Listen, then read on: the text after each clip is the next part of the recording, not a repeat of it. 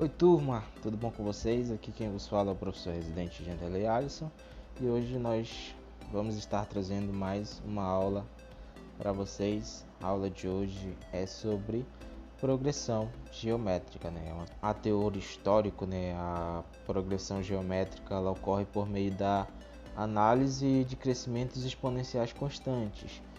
Contudo, era um crescimento exponencial ordenado, tendo como uma base uma cotação comum, uma notação comum, e o que levou ao que conhecemos hoje, né, como progressão geométrica. O uso da progressão geométrica é muito importante no nosso cotidiano, uma vez que, além de ser um tema muito usado, né, no ensino brasileiro, tem uma gama de aplicações muito ampla, bem prática, por assim dizer, né? Podemos ver aí o uso da progressão geométrica em simples operações matemáticas, em calculadoras, em juros que são aplicados, em contos, dentre outros tipos de exemplo. O que faz o uso da progressão geométrica bem válido.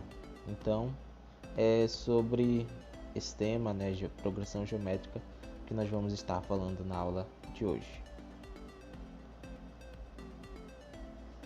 Então, para começar, né, vamos dar aqui um pouco dos conceitos iniciais, que seria progressão geométrica.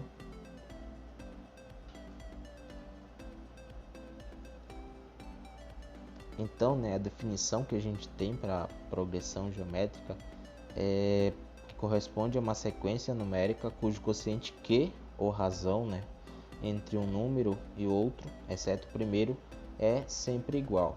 Então é isso que vai definir a progressão geométrica. É algo bem parecido, né, com a progressão aritmética que vocês acompanharam no vídeo anterior. Aqui, como diz, né, corresponde a uma sequência, assim como na PA, cujo quociente, agora Q, né, ou razão, entre um número e outro, exceto o primeiro, é sempre igual. Então essa é a definição que a gente tem para progressão geométrica. Então aqui a gente vai trazer um exemplo, né, dessa sequência. Então nós temos aqui esse exemplo de uma progressão geométrica, dessa sequência de progressão geométrica. Como vocês podem acompanhar, né, essa sequência é composta por 2, 4, 8, 16, 32, 64, 128 e 256. Ela é uma progressão infinita, né, já que a gente observa aí nas reticências, ou seja, os elementos dessa sequência, né, continuam infinitamente. Então, temos aqui, né, nessa progressão, como diz pela definição, que os números, né, exceto o primeiro, eles seguem um padrão de razão. Se a gente observar, a partir do segundo elemento, né, do segundo termo dessa sequência, né, sempre vai ser através disso, né? A gente pega o termo e multiplica ele por 2. Pega o termo seguinte e multiplica ele por 2. Aí, como vocês podem ver, né, a partir do segundo termo, 4, multiplicando por 2, a gente já obtém o nosso terceiro termo. E assim por conseguinte, né? O termo 8, a gente multiplicando por 2 já obtém o quarto termo, que é o 16. E o 16 multiplicando por 2 é igual a 32, o 32 multiplicando por 2 é igual a 64, 64 multiplicado por 2 é igual a 128, assim também como 128 multiplicado por 2 é igual a 256, ou seja, a gente observa aí um padrão nessa multiplicação, o que nos leva a crer que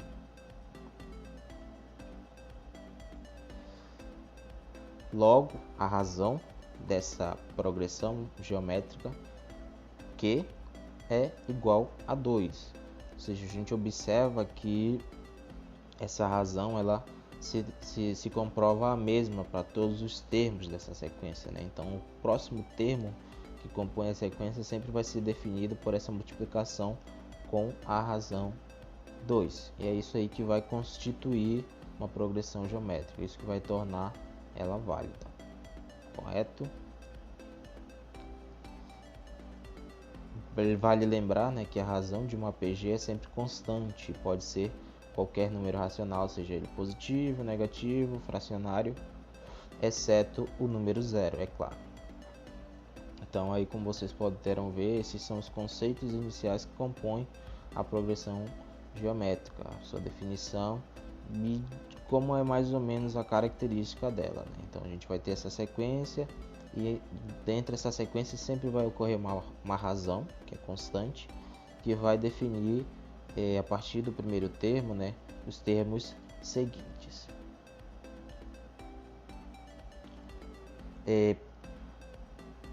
Dado um tipo de progressão, né, a gente pode classificar.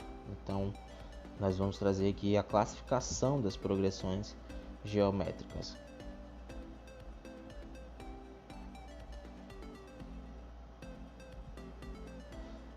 Olha, de acordo com a razão Q, nós podemos dividir as progressões geométricas em 4 tipos. Aqui o primeiro tipo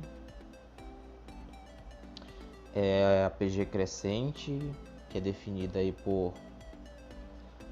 Na PG crescente a razão é sempre positiva, o Q é sempre maior que zero e é formada por números crescentes. Por exemplo, aqui a gente tem um exemplo de PG crescente. Como a gente pode observar, a sequência é constituída por 1, 3, 9, 27, 81, ou seja, essa sequência sempre tende a crescer, os números tendem sempre a seguir uma ordem maior que o anterior, né? E aqui a razão é igual a 3. Aí se a gente pegar o primeiro elemento e multiplicar por 3, a gente já consegue o segundo elemento e assim por conseguinte. Certo? Então a PG crescente ela vai ter uma razão maior que zero e os números que compõem, os termos que compõem vão ser sempre nessa ordem crescente. A segunda PG é a PG decrescente, que é composta aí por... Na PG decrescente a razão é sempre positiva e diferente de zero.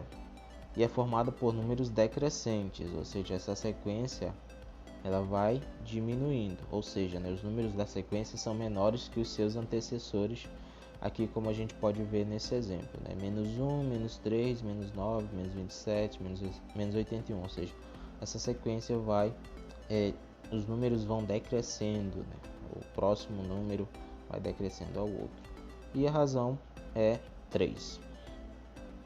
Então essa aí é a classificação de PG decrescente, né? A razão é positiva e diferente de zero, e a sequência de números segue uma ordem decrescente.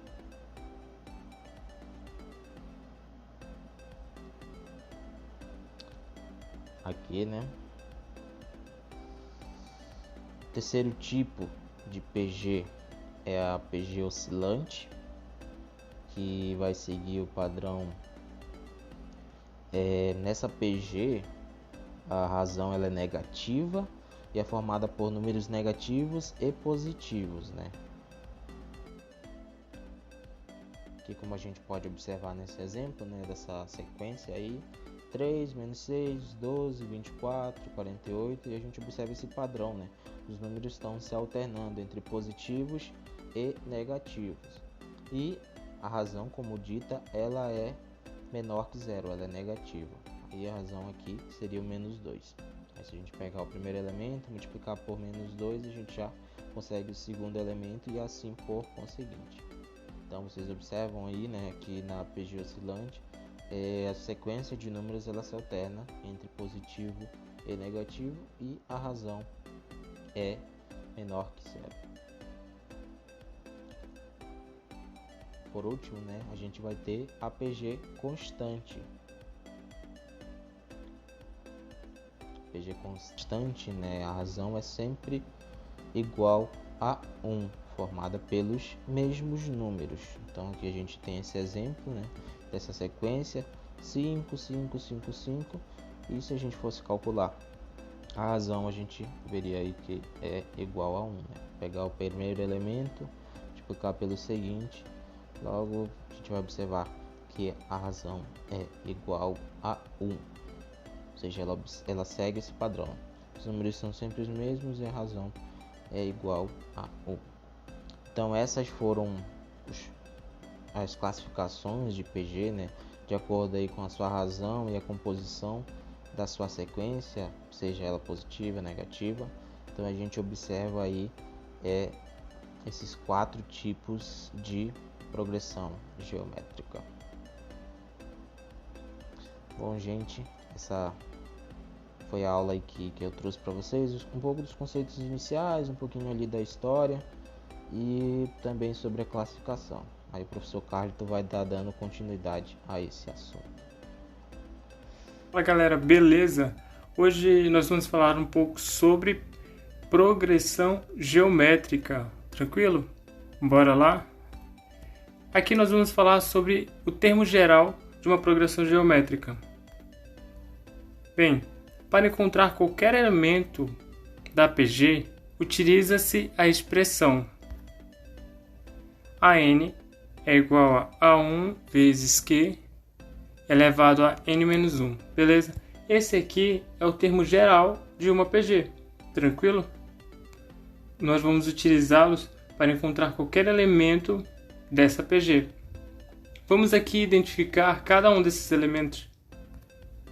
Bem, AN é o número que nós vamos querer obter nesta PG. Pode ser o décimo, o centésimo, o trigésimo, beleza? Então esse N é o número que nós vamos, AN é o número que nós vamos querer obter.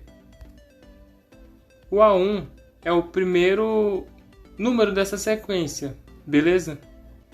E Q é a razão que vai ser elevado ao número que queremos obter menos 1, certo? Que vai ser a razão dessa PG elevado ao número que nós vamos querer obter. Por exemplo, o trigésimo termo, o centésimo termo ficaria 100 menos 1, certo?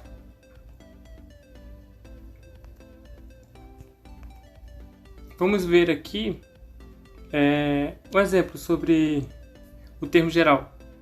Bem, para identificar o termo 20 de uma PG de razão Q igual a 2 e o número inicial 2, calcula-se. Bem, essa aqui seria a PG, né? Ele pede que nós venhamos calcular o vigésimo, o termo 20 dessa PG, certo? Em que a razão é 2. Razão é igual a 2, Q é igual a 2. E o primeiro termo, A1, é igual a 2 também, beleza? Se nós formos fazer essa PG de 1 em 1, até encontrar, de termo em termo, até encontrar o vigésimo, vai demorar bastante, né? Aqui, por exemplo, aqui ficou 2, que é o primeiro termo, e depois vem, né? Como a razão é 2, vai multiplicar por 2, 4, multiplicar por 2, 8, multiplicar por 2, 16, e assim sucessivamente, até que nós vamos encontrar o vigésimo. E para que isso seja um pouco mais rápido, nós vamos usar o termo geral, que é AN é igual a A1 vezes Q elevado a n menos 1, certo? Deixa eu puxar isso aqui. Então, nós vamos substituir aqui nesta questão. Vamos substituir aqui e vai ficar assim, ó. Como é o vigésimo termo que ele quer encontrar, então fica A20 é igual a A1, que é o primeiro termo, certo? Vezes a razão, que é 2, que ele já nos deu ali, elevado a n menos 1. N é o número que nós vamos querer encontrar. É o termo que nós vamos querer encontrar, melhor dizendo, menos 1. Beleza? Vamos resolver aqui essa equação. Vai ficar assim. A20 é igual a 2 vezes 2 elevado a 19. A20 é igual a todo esse valor aí. Então o vigésimo termo será isso daí. Aqui a gente resolveu, né? 2 vezes 2, fazendo multiplicação de mesma base, né? Repete a base, soma os expoentes. E resolvendo vai ficar que o 20º termo é esse valor. 10, 48, 56, 6, 100 e tal mil. Vai ser um valor grande. Imagina só fazer esse valor todo manualmente, multiplicando de 2 em 2. Vou virar a moto. Multiplicando de 2 em 2 vai demorar bastante, né? Mas usando o termo geral a gente pode fazer um pouco mais rápido, né?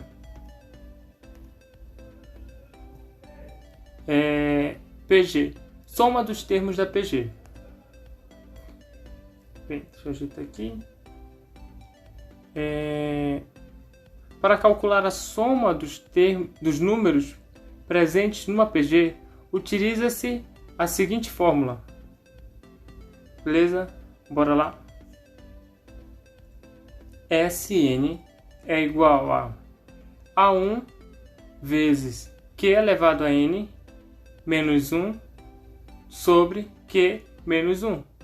Beleza? Bem, não é tudo isso que parece, né? Parece ser muito complicado, mas não é. Nós vamos identificar aqui cada um dos termos e depois vamos ver uns exemplos para ver como fica essa fórmula sendo utilizada. Mas essa fórmula é para encontrar a soma de todos os termos, certo? Sn, nós vamos ver aqui que Sn é a soma dos números da PG. Beleza? Se for uma PG de 3 números, 10, 50, então será a soma de todos esses termos colocados aí.